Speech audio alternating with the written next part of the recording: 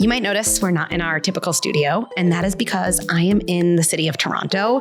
And while I was here, I just could not pass up the opportunity to talk to author Ashley Audrain. And let me just say what this conversation is not going to be about. This conversation is not along the theme of, motherhood. Enjoy every moment, right? Right. That is not what we will talk about. We're going to talk about so many different things, but let's just start kind of with you. You have these two books right here, The Push. We have The Whispers, and they're both books that like really touch on modern motherhood and kind of the dark sides of motherhood. And so what led you to start writing? Oh, well, thank you for having me. First of all, it's really a thrill to chat with you.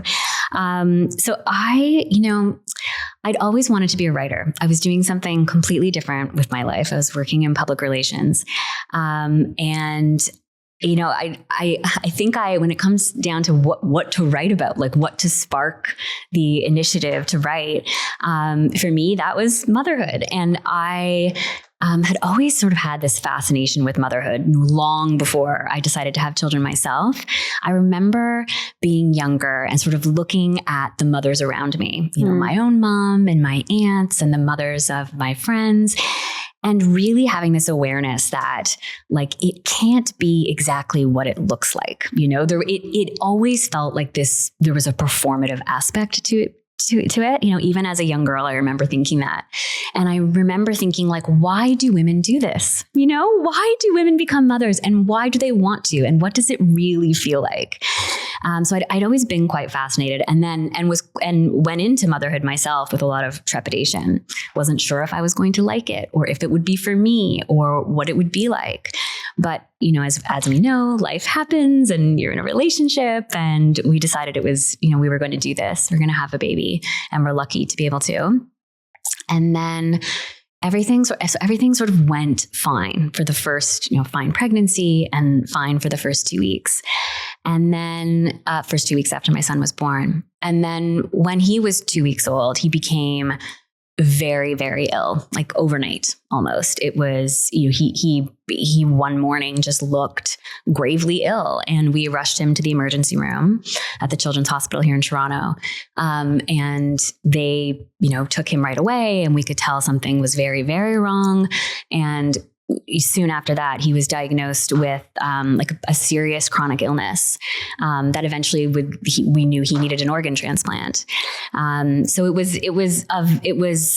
that really just rocked us, really, as we know, motherhood to begin with is such a huge life change with so much emotion and so much going on. And then to learn 2 weeks in that you have a child that is that ill, and that his whole life is going to, this is going to be a part of him and us and our family forever, was so heavy, and it was so much.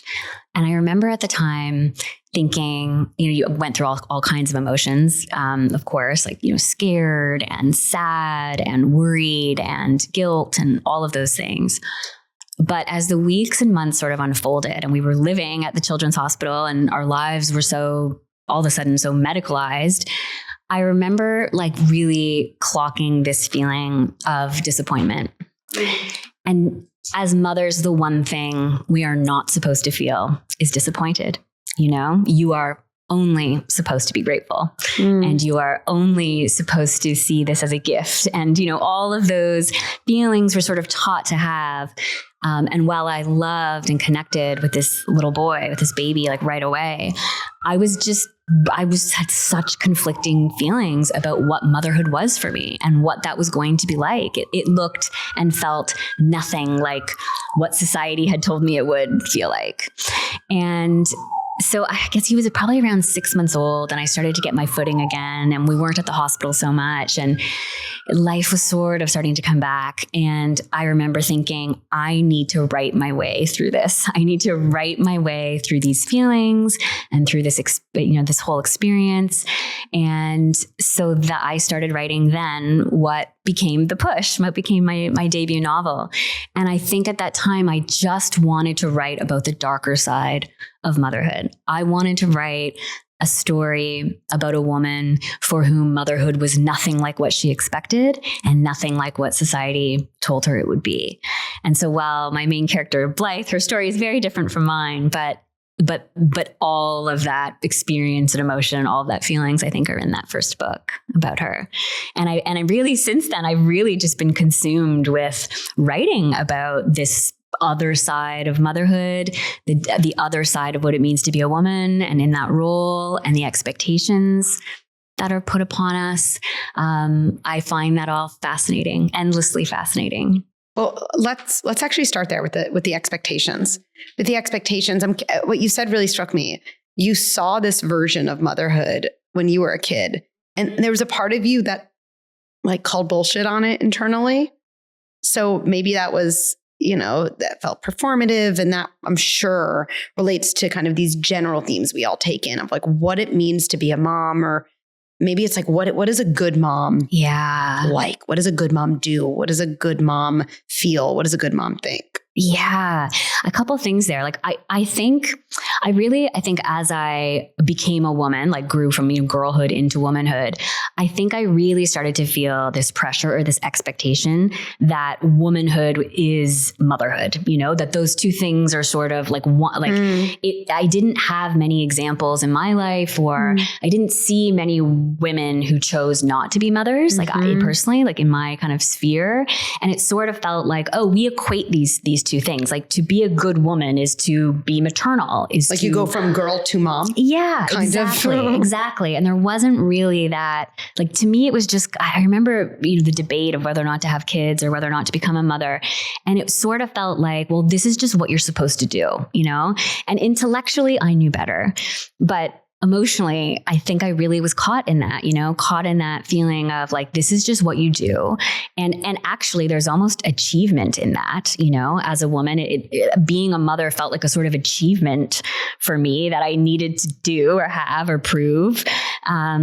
And so life sort of rolled, that way. You and I have talked earlier, and I know you're having such great conversations about this idea of the good girl. Mm-hmm. And there is this also right alongside the idea of the good mother, and what that is. And I think those two things really feed into each other, What does the good mother do? Maybe we can go back and forth, because I have something I'll share first, because I was actually talking about this with friends, and we were kind of all laughing about it, that you have kind of your kids' class party announcement, and they're like, here's the sign up for what everyone can bring. And we were kind of laughing. I'll share this, and I'm like, oh, I'm going to get paper towels or like the orange juice. And then on the other end, there's like the homemade cupcakes or the, and again, we're talking in extremes. There's so much nuance, right? I think we know now, like, we can feel grateful and disappointed at the same time, although society doesn't tell us that's true. And so we don't live that truth, even if our brain kind of says it to us. And again, there are moments, me too, I can make the cupcakes. And there are moments every parent hopefully gives themselves permission to be like, oh, I'm going to sign up for paper towels, and the easiest thing before someone else does that. Yeah. But I guess to me, like, the good mother, yes, like shows up at the bake sale with not the paper towels or not the home, not the store-bought chocolate chip cookies, but like the homemade cupcakes. And I don't know, the icing probably looks really good, and none of them toppled over, I don't know, in the car. And like their kid didn't take a bite out of one and like put it back as like a prank or something like that. So that's one version. I'm curious what kind of conjures up for you. Exactly that. It's so funny today, even this morning, I had an email from my daughter. She's in grade 2. And I had an email from her teacher that went to all the parents of the class saying, we're going on a field trip next week, and who wants to sign up for the field trip? And I saw the email and I thought, it's that you cannot get rid of that voice in your head that says the good mother would sign up for the field trip. Yeah. Do I want to go on the field trip? No, I don't want to go on the field trip. And my daughter is going to say to me, did you sign up for the field trip? Yeah. And do I lie to her and tell her I signed up but I didn't get picked? Or do I be honest with her? Or like, how to handle this? It's because the reality is, like, I don't want to go on that field trip. What do you want to do that day? I want to write. I want to write. That is what I want to do that day. Mm-hmm. And so do I say to her, I didn't sign up and I'm going to write that day. I'm going to work that day. And how does she feel about that? Or do I just say, Ashley, just sign up for the field trip and go? It's like that. And it's so funny too. My sister just had a baby, her first, and she was telling me about how, the baby's only like 2 months old. And so she's still at home and she's getting her bearings and she's tired and the sleeplessness. And she had an afternoon where all she wanted to do was just sit on the couch and watch an episode of The Housewives. That's just all she wanted to do. She's we remember what those days were like. And so she said she put the baby next to her and she had her laptop and she opened her laptop and turned on the episode of The Housewives.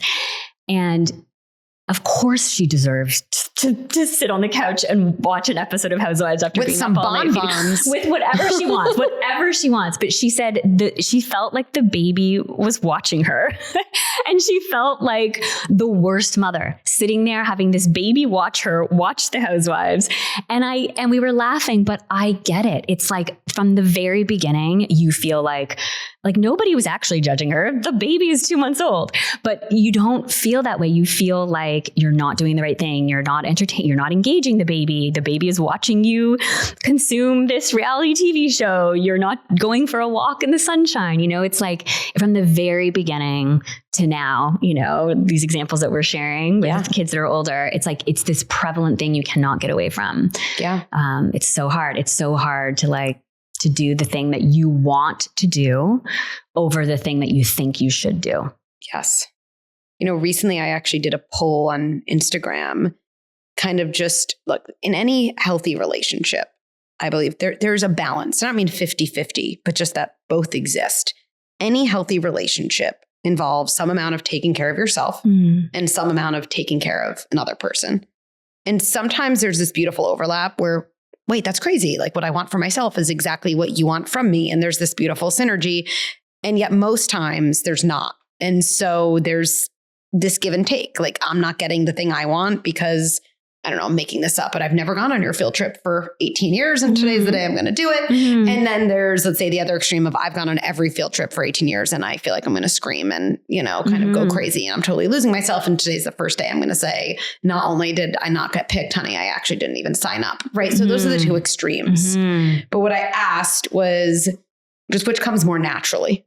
Right. And our Instagram, is, I think it's like 92% women. Okay. And so I'd say, what comes more naturally?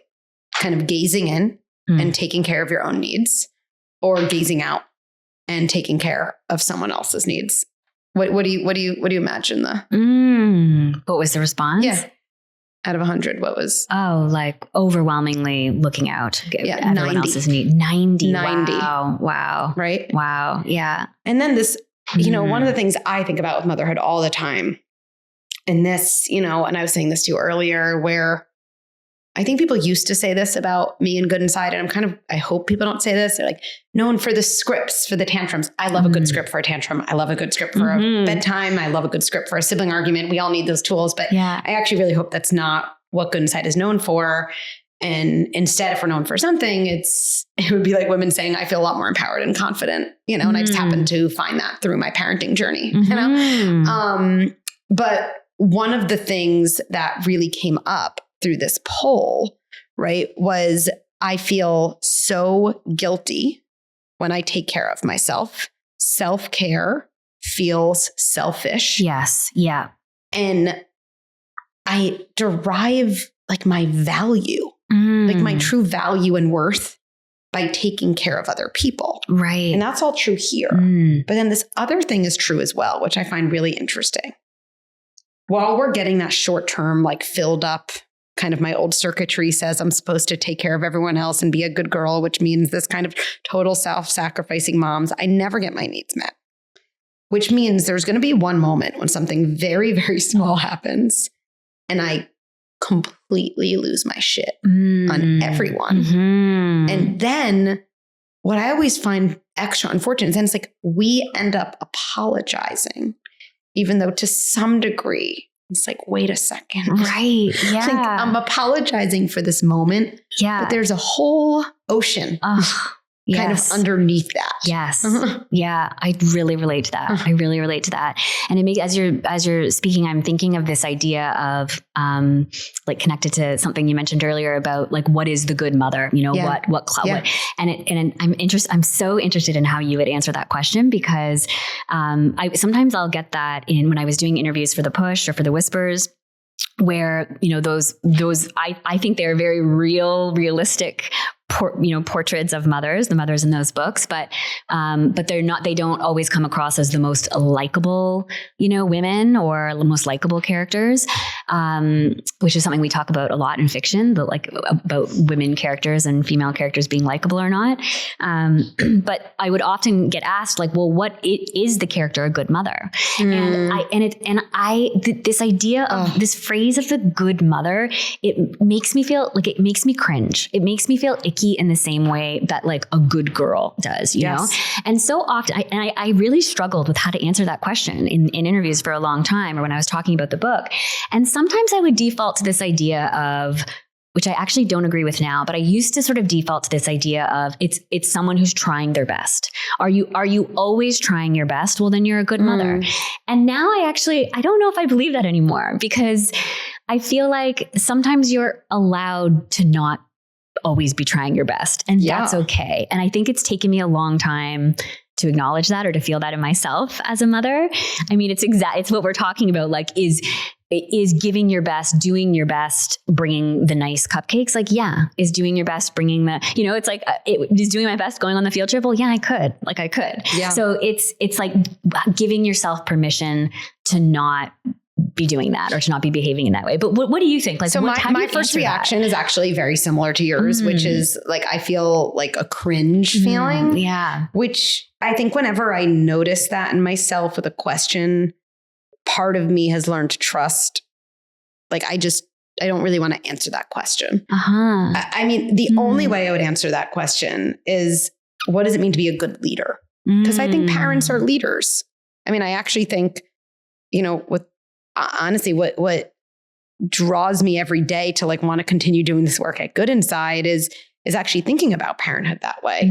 There's a lot of intention and effort and work going to understand leadership in the workplace and leadership in sports. And we've actually kind of revolutionized how we think about those two fields. We're like, you really shouldn't yell at your employees anymore.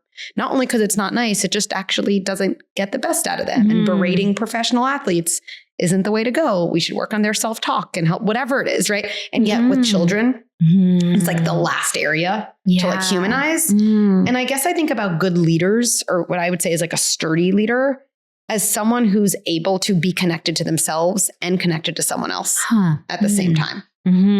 That you have enough boundaries that you know what you want, and that not in any given moment, like a field trip, because that really limits how we define ourselves. But let's just say over the course of time, or some amount of time, a month, I'm making that up, I in general kind of know what I need, and I can get my needs met. So one of the things in the Push that I kept thinking about is I'm kind of on this tear. Okay. And the most extreme version that I don't even believe in, but I'm kind of going to say it just for impact, is there's no such thing as maternal instinct. And the reason I think that's a powerful thing to think about is I think there's just no other thing we do in life that's hard and important like parenting. There's nothing else like that we tell people they should do solely on instinct. Like, it would be cruel to tell doctors, you know, oh, you have an instinct for being an oncologist. They'd be like, oh, I probably should still go to medical school, right? And I think this idea of maternal instinct is what makes so many moms feel broken and like a failure when things are hard. Yes. Because if something should come on instinct alone, and if you're having a hard time, there's really only one explanation. Something's wrong with you, or something's wrong with your kid. Yeah. Having said that, I definitely believe that there are these moments of maternal or paternal intuition. So there are these moments where like you just know, like, and I think sometimes you know something's going on with your kid and a doctor's like, they're fine. And you're like, I just know not to leave this office, right? And that plays out. And I'm just curious how you think about instinct, about intuition, how that played out in the push, how you think about it in your own life. Yeah. I mean, and I wrote about this a lot in the whispers too, because, like this idea of the whispers, as it relates to women and mothers is that thing that you do have, I think that you really do have a knowing about things a lot of time. And I don't know if it's instinct, but it's a knowing. It's like a knowing that you feel within yourself. It could be about your marriage. It could be about a friendship. It could be about your children. And I think there's this idea that, a lot of times with that knowing or with these whispers that we have, it's like they're sort of like always there. And the question is more like, do you want to listen to them? Like, are you open and willing to sort of listen to it or not? And a lot of that comes down to like how much we trust ourselves, right? And how much we've been made to feel like we can trust ourselves or not, And so much of this, I think, I think as women comes down to childhood and the ways that as girls we were raised.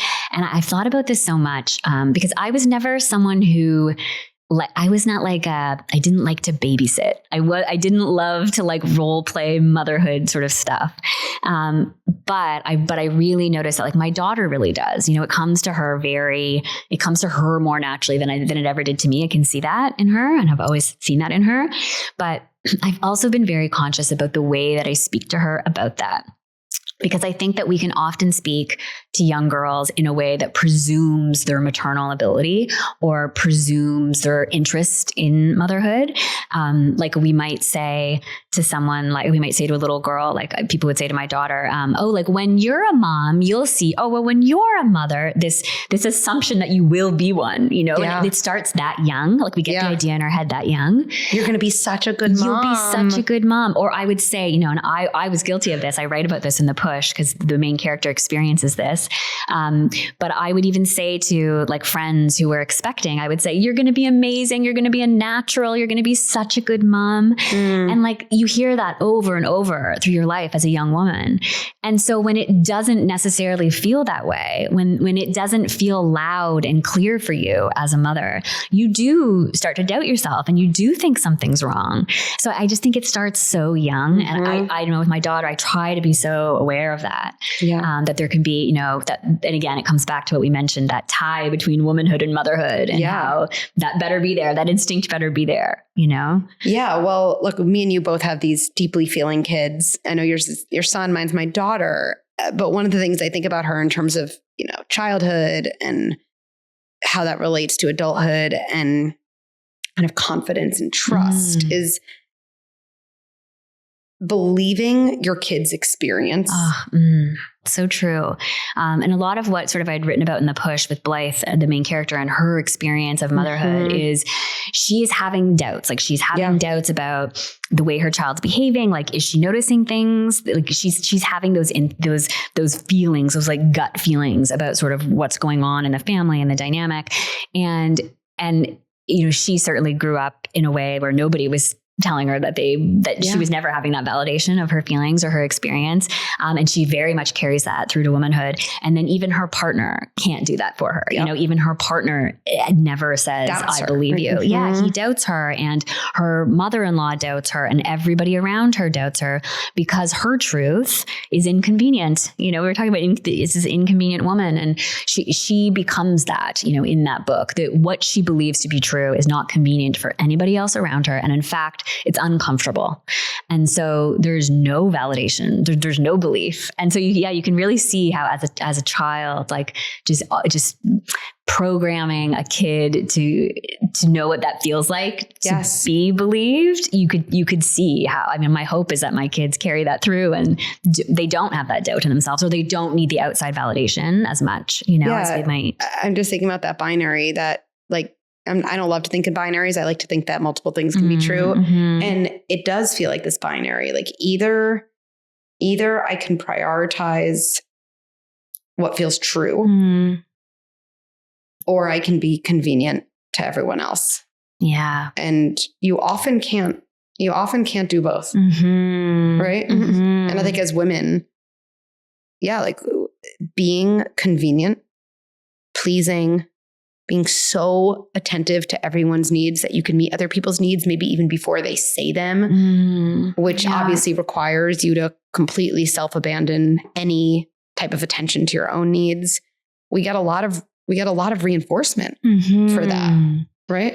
Yes. Oh yeah. Yeah. I really feel that. I think when my kids were very, very young, I had a really hard time with that. And I don't think I did practice that. I think, my little piece of that was stealing a few hours every week to go write. That was, we would so lucky to have a babysitter come a few times a week. And instead of doing the groceries for the family or going to a workout class that I knew I needed to do or cleaning the house or whatever it was, I really tried to fiercely protect those hours to run down the street to the coffee shop with my laptop and just write, because I knew that's what I wanted to do.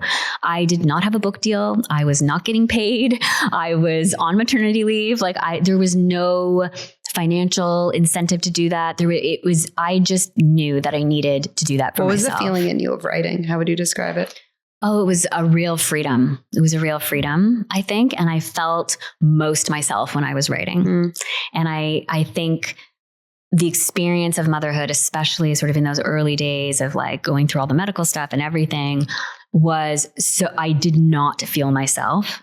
And actually, what's so interesting is that at the, it's, as we said, it's such a big identity shift anyways, and I think this is very common of most children's hospitals, but at the children's hospital, the staff, who are just incredible, they cannot keep track of a child's name and all the parents' names. They just can't. It's hard. That is a hard thing. And so they know your child's name, but you are always referred to as, my son's name's Oscar. So I was always referred to as Oscar's mom, mom. And so for months in that hospital, nobody ever said my name. It's just this real tangible, erasing of kind of who you were. And there's such that to me was so symbolic of this real loss of identity at that time. But when I was writing, it was back to me. It was just for me. I wasn't sharing it with anybody. I never thought anybody would read this book or whatever it became. It was just an exploration of my own thoughts and ideas and all of that. Now, there's such privilege in that. I really acknowledge that. There was such privilege in having a babysitter and being able to go do that, during the day sometimes, a couple times a week. But that was, that really, I think, was a taste for me of having the thing I want, being inconvenient. The convenient thing would have been to get the groceries done and do the laundry and help everybody else in the family. But as my kids have gotten older, they're now 7 and almost 10, and I am feeling, we were talking about this, feeling a little more space for that. It becomes a little easier. A couple of things I just want to say about that. You're right. So number one, this idea that when you do start to wonder about what you might want for yourself, or I describe it for me as what lights me up inside. That's the feeling.